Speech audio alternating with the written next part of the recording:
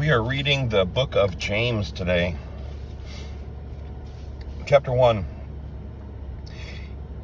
Jacob, a servant of Elohim and of the Master Yeshua Messiah, to the 12 tribes who are in the dispersion, greetings. My brothers, count it all joy when you fall into various trials, knowing that the proving of your belief works endurance. And let endurance have a perfect work, so that you be perfect and complete, lacking in naught. If any of you lacks wisdom, let him ask of Elohim, who gives to all generously and without reproach, and it shall be given to him. But he should ask in belief, not doubting. For he who doubts is like a wave of the sea, driven and tossed by the wind. For that man should not think that he shall receive whatever from the master. He is a double-minded man, unstable in all his ways. And let the lowly brother boast in his exaltation, but the rich in his humiliation, because as a flower of the field he shall pass away. For the sun rose with burning heat, and withered the grass, and its flower fell, and its pretty appearance perished. So also the rich man shall fade away in his ways. Blessed is the man who does endure trial, for when he has proved, he shall receive, when he has been proved, he shall receive the crown of life which the Master has promised to those who love him. Let no one say, when he is enticed, I am enticed by Elohim, for Elohim is not enticed by evil matters, and he entices no one. But each one is enticed when he is drawn away by his own desires and trapped. Then, when desire has conceived it, gives birth to sin. And sin, when it has been accomplished, brings forth death. Do not go astray, my beloved brothers. Every good gift and every perfect gift is from above, coming down from the Father of lights, with whom there is no change, nor shadow of turning. Having purposed it, he brought us forth by the word of truth, for us to be a kind of first fruits of his creatures. So then, my beloved brothers, let every man be swift to hear, slow to speak, slow to wrath, for the wrath of man does not work the righteousness of Elohim. Therefore put away all filthiness and overflow of evil, and receive with meekness the implanted word, which is able to save your lives, and become doers of the word, and not just hearers only, deceiving yourselves. Because if anyone is a hearer of the word and not a doer, he is like a man who looks at his natural face in a mirror. For he looks at himself and goes away and immediately forgets what he was like. But he that looked into the perfect Torah, that of freedom, and continues in it, not becoming a hearer that forgets, but a doer of work, this one shall be blessed in doing of the Torah. If anyone among you thinks he is religious and does not bridle his tongue, but deceives his own heart, this one's religion is worthless. Clean and undefiled religion before the Elohim and Father is this, to visit orphans and widows in their affliction, and to keep oneself unstained from the world. Chapter 2. My brothers, do not hold the belief of our Master Yeshua Messiah, the Master of esteem, with partiality. For if there should come into your meeting place a man with gold rings in a splendid robe, and there should also come a poor one dressed in rags, and you pay attention to the one wearing the splendid robe, and say to him, you sit here in a good place, and say to the poor one, you stand there, or sit here by my feet. Have you not discriminated among yourselves and become judges with wicked thoughts? Listen, my beloved brothers, has Elohim not chosen the poor of this world, rich in belief and heirs of the reign which he promised to those who love him? But you have shown disrespect towards the poor man. Do not the rich oppress you and drag you into the courts? Do they not blaspheme that good name by which you are called? If you truly accomplish the sovereign law according to the scripture, you shall love your neighbor as yourself. you do well. But if you show partiality, you commit sin, being found guilty by the Torah as transgressors. For whoever shall guard all the Torah and yet stumble in one point, he is guilty of all. For he who said, do not commit adultery, also said, do not murder. Now, if you do not commit adultery, but you do murder, you have become a transgressor of Torah. So speak, and so do, as those who are being judged by a Torah of freedom. For the judgment is without compassion to the one who has shown no compassion, and compassion boasts over judgment. My brothers, what use is it for anyone to say, he has belief but does not have works? This belief is unable to save him. And if a brother or sister is naked and in need of daily food, but one of you says to them, go in peace, be warmed and be filled, but you do not give them the bodily needs, what use is it? So also belief, if it does not have works, is in itself dead. But someone might say, you have belief and I have works. Show me your belief without your works, and I shall show you my belief by my works. You believe that Elohim is one. You do well. The demons also believe and shudder. But do you wish to know, O foolish man, that the belief without the works is dead? Was not Abraham, our father, declared right by works when he offered Yitzhak his son on the slaughter place? Do you see that the belief was working with his works, and by the works the belief was perfected?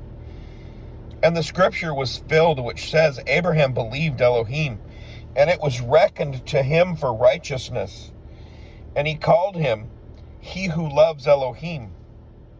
You see then, that a man is declared right by works and not by belief alone. In the same way, was not Rahab the whore also declared right by works when she received the messengers and sent them out another way? For as the body without the spirit is dead, so also the belief is dead without the works. Chapter 3. Not many of you should become teachers, my brothers, knowing that we shall receive greater judgment. For we all stumble in many matters. If anyone does not stumble in word, he is a perfect man, able also to bridle the entire body. Look, we put bits in the mouths of horses for them to obey us, and we turn their body. Look at the ships too. Although they are so big and are driven by strong winds, they are turned by a very small rudder, whatever the pilot intends. So too the tongue is a little member, yet boasts greatly. See how a little fire kindles a great forest. And the tongue is a fire, the world of unrighteousness. Among our members the tongue is set, the one defiling the entire body and setting on fire the wheel of life. And it is set on fire by Gehenna. For every kind of beast and bird, of reptile and creature of the sea is tamed and has been tamed by mankind. But no man is able to tame the tongue. It is unruly, evil, filled with deadly poison. With it we bless our Elohim and Father, and with it we curse men who have been made in the likeness of Elohim. Out of the same mouth proceed blessing and cursing. My brothers, this should not be so. Does the fountain send forth the sweet and the bitter from the same opening? My brothers, is a fig tree able to bear olives, or a grapevine figs? So neither is the fountain able to make salt and sweet water. Who is wise and understanding among you? Let him show by his good behavior his works in meekness of wisdom. But if you have bitter jealousy and self-seeking in your hearts, do not boast against the lie, against the truth. This is not the wisdom coming down from above, but it is earthly, unspiritual, demonic. For where jealousy and self-seeking are, there is confusion and every foul deed. But the wisdom from above is first clean, then peaceable, gentle, ready to obey, filled with compassion and good fruits, without partiality and without hypocrisy. And the fruit of righteousness is sown in peace by those who make peace. Chapter 4. Where do fightings and strivings come from among you? Do they not come from your pleasures that battle in your members? You desire and do not have. You murder and are jealous and are unable to obtain. You strive and fight and you do not possess because you do not ask. You ask and do not receive because you ask evilly in order to spend it on your pleasures. Adulterers and adulteresses, do you not know that friendship with the world is enmity with Elohim? Whoever therefore intends to be a friend of the world makes himself an enemy of Elohim. Or do you think that the scripture speaks to no purpose? Does the spirit which dwells in us intensely crave unto envy? But he gives greater favor. Because of this, he says, Elohim resists the proud, but gives favor to the humble. So then subject yourselves to Elohim, resist the devil, and he shall flee from you. Draw near to Elohim, and he shall draw near to you. Cleanse hands, sinners, and cleanse the hearts, you double-minded. Lament and mourn and weep. Let your laughter be turned to mourning and your joy to dejection. Humble yourselves in the sight of the Master, and he shall lift you up. Brothers, do not speak against one another. He that speaks against a brother and judges his brother speaks against the Torah and judges Torah. And if you judge Torah, you are not a doer of Torah, but a judge. There is one lawgiver and judge, who is able to save and to destroy. Who are you to judge another? Come now, you who say today or tomorrow, let us go to such and such a city, spend a year there, and trade and make a profit, when you do not know of tomorrow. For what is your life? For it is vapor that appears for a little and then disappears, instead of your saying, if the Master desires, we shall live and do this or that. But now you boast in your proud speeches. All such boasting is wicked. To him, then, who knows to do good and does not do it, to him it is sin. Chapter 5. Come now, rich ones, weep, crying aloud over the hardships coming upon you. Your riches have rotted, and your garments have become moth-eaten. Your gold and silver have become rusty, and their rust shall be a witness against you, and shall eat your flesh like fire. You have laid up treasure in the last days. See the wages of the workmen who mowed your fields, which you kept back, cry out, and the cries of the reapers have reached the ears of Yahweh of hosts. You have lived on the earth in pleasure and luxury. You have fattened your hearts as in a day of slaughter. You have condemned. You have murdered the righteous. He does not resist you. So, brothers, be patient until the coming of the Master. See, the farmer waits for the precious fruit of the earth, waiting patiently for it until it receives the early and latter rain. You too, be patient. Establish your hearts, for the coming of the Master has drawn near. Do not grumble against each other, brothers, lest you be judged. See, the judge is standing at the door.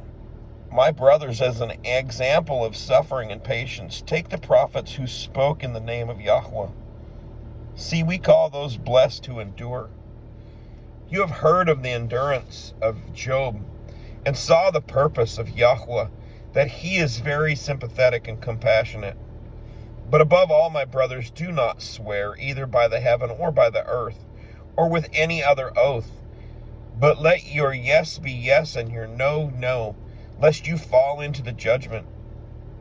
Is any of you suffering evil? Let him pray. Is anyone in good spirits, let him sing psalms. Is anyone among you sick? Let him call for the elders of the assembly, and let them pray over him, having anointed him with oil in the name of the Master. And the prayer of the belief shall save the sick, and the Master shall raise him up. And if he has committed sins, he shall be forgiven. Confess your trespasses to one another, and pray for one another, so that you are healed. The earnest prayer of a righteous one accomplishes much. Eliyahu was a man with feelings like us, and he prayed earnestly that it would not rain. And it did not rain on the land for 3 years and 6 months. And he prayed again, and the heaven gave rain, and the land brought forth its fruit. Brothers, if anyone among you goes astray from the truth, and someone turns him back, let him know that he who turns a sinner from the straying of his way shall save a life from death and cover a great number of sins. Shalom.